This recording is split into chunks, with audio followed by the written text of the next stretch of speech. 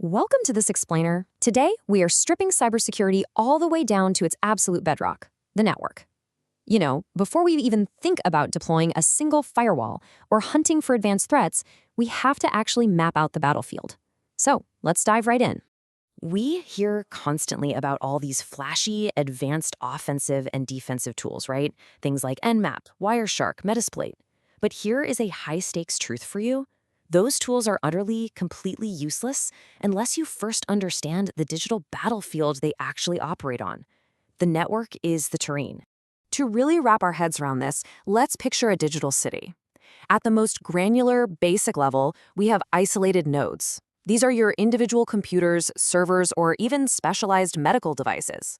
Now, on their own, they function perfectly fine, but they are totally air-gapped from the rest of the world. It's like a house with no doors or windows. Well, for those isolated houses to actually communicate, they need some digital infrastructure.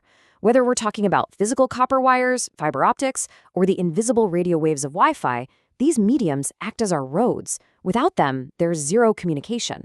But, and this is a big but, once those roads are built, they instantly become your primary attack vectors. Okay, so the infrastructure is laid down and traffic begins to flow. This right here is the heartbeat of literally any network. Interconnected devices constantly exchanging packets of data. If we're looking at a hospital setting, that means critical HL7 patient data and heavy DICOM imaging files are just continuously zooming back and forth across these digital roads. Just think about the dark ages of paper records for a second, where patient data literally had to be physically walked down a hallway. Now contrast that with a modernized, networked hospital. A doctor logs a simple entry, and instantly, the lab, the radiology department, and the pharmacy are all synced up. The efficiency absolutely skyrockets. But as you can probably guess, so does the risk.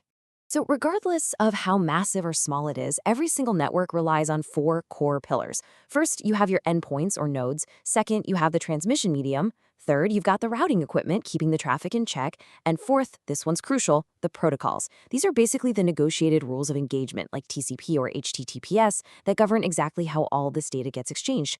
When we start talking about scale, the foundational building block is the local area network, or LAN. Think of this as your localized internal blast radius. A perfect example would be all the workstation PCs and connected medical monitors sitting inside one single emergency department. But what happens when you need to go bigger? If you scale that up, you get a wide area network, or WAN. A WAN bridges massive geographical gaps. It's exactly what allows a hospital in Dar es Salaam to instantly share critical health databases with a regional clinic way out in Mwanza or Arusha. It essentially binds all those disparate, disconnected LANs together. And let's clear up a major point of confusion right now. The internet isn't some magical floating cloud. It is literally just the ultimate global WAN. It's just millions of smaller, private networks stitched together.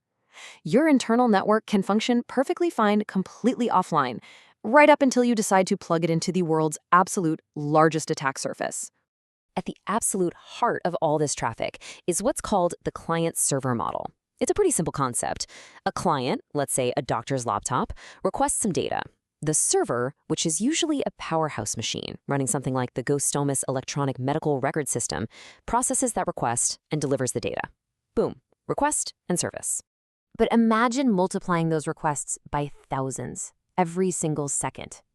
Without specialized hardware to direct all that flow, you'd end up with massive packet collisions and total network gridlock. We absolutely need digital traffic controllers to maintain order and keep performance from tanking. Which brings us to two devices that get confused all the time, the switch and the router. A switch handles the internal dialogue, connecting devices inside one single LAN. A router, on the other hand, handles the borders, connecting your LAN to entirely different external networks. So from a security standpoint, switches manage lateral movement, while routers manage your perimeter. To make it super concrete, think of the switch as the floor manager in a hospital, just making sure a localized print job actually goes to the right printer down the hall. The router, though, that's your on-ramp to the highway. It bridges your local, isolated network out to massive external databases, like the Ministry of Health's DHIS2. And that intersection is exactly where perimeter cybersecurity really begins. Enter the firewall. This is your ultra-strict security guard.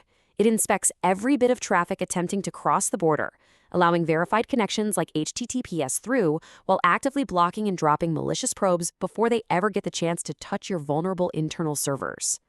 Now, as we shift away from physical cables and move toward Wi-Fi, the threat landscape shifts right along with it. Obviously, wireless networks offer incredible mobility for clinical staff.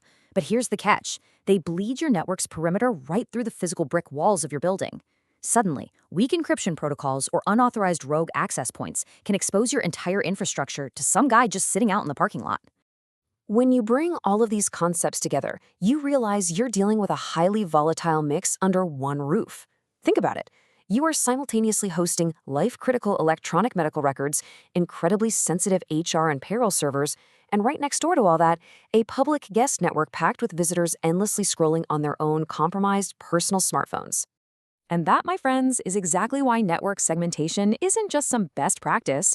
It is a critical, absolute lifeline. We literally cannot let random guest traffic and sensitive clinical data share the same digital highway.